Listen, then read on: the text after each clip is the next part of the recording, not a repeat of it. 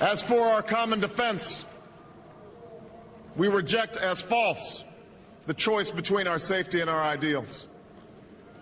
Our founding fathers, faced with perils that we can scarcely imagine, drafted a charter to assure the rule of law and the rights of man, a charter expanded by the blood of generations. Those ideals still light the world, and we will not give them up for expedience sake.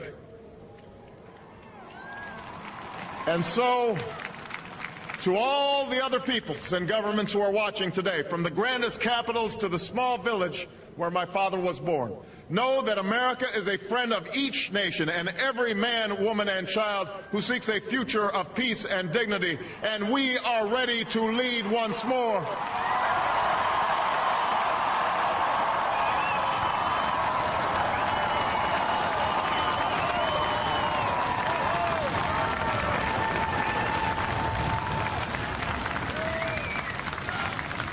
Recall that earlier generations faced down fascism and communism not just with missiles and tanks, but with the sturdy alliances and enduring convictions. They understood that our power alone cannot protect us, nor does it entitle us to do as we please. Instead, they knew that our power grows through its prudent use. Our security emanates from the justness of our cause, the force of our example, the tempering qualities of humility and restraint. We are the keepers of this legacy. Guided by these principles once more, we can meet those new threats that demand even greater effort, even greater cooperation and understanding between nations. We will begin to responsibly leave Iraq to its people and forge a hard-earned peace in Afghanistan. With old friends and former foes, we will work tirelessly to lessen the nuclear threat and roll back the specter of a warming planet. We will not apologize for our way of life, nor will we waver in its defense. And for those who seek to advance their aims by inducing terror and slaughtering innocents, we say to you now that our spirit is stronger and cannot be broken. You cannot outlast us, and we will defeat you.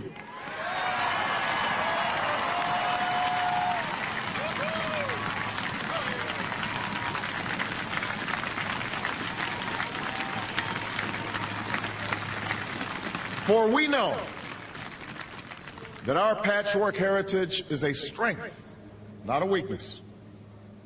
We are a nation of Christians and Muslims, Jews and Hindus, and non-believers.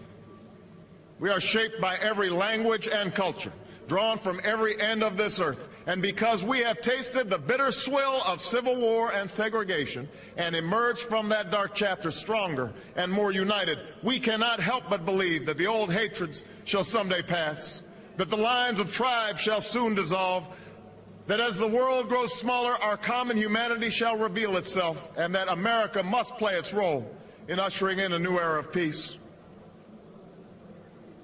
To the Muslim world, we seek a new way forward, based on mutual interest and mutual respect. To those leaders around the globe who seek to sow conflict or blame their society's ills on the West, know that your people will judge you on what you can build, not what you destroy. To those who cling to power through corruption and deceit and the silencing of dissent, know that you are on the wrong side of history, but that we will extend a hand if you are willing to unclench your fist. To the people of poor nations, we pledge to work alongside you to make your farms flourish and let clean waters flow, to nourish starved bodies and feed hungry minds. And to those nations like ours that enjoy relative plenty, we say we can no longer afford indifference to the suffering outside our borders, nor can we consume the world's resources without regard to effect.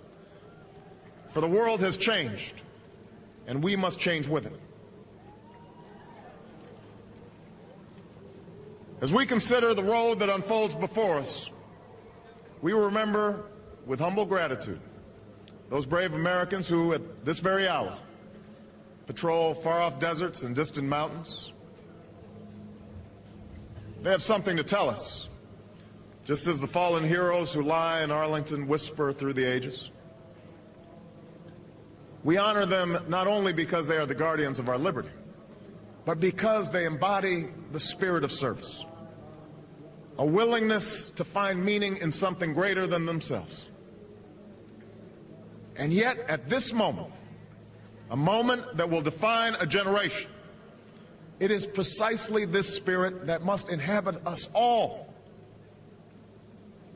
For as much as government can do and must do, it is ultimately the faith and determination of the American people upon which this nation relies. It is the kindness to take in a stranger when the levees break, the selflessness of workers who would rather cut their hours than see a friend lose their job, which sees us through our darkest hours. It is the firefighter's courage to storm a stairway filled with smoke, but also a parent's willingness to nurture a child that finally decides our fate. Our challenges may be new. The instruments with which we meet them may be new.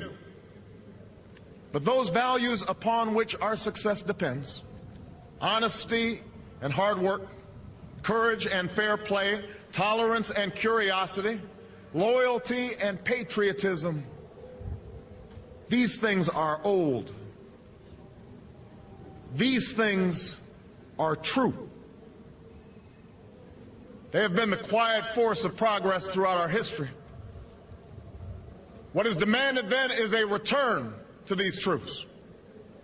What is required of us now is a new era of responsibility, a recognition on the part of every American that we have duties to ourselves, our nation, and the world, duties that we do not grudgingly accept, but rather seize gladly, firm in the knowledge that there is nothing so satisfying to the spirit, so defining of our character, than giving our all to a difficult task.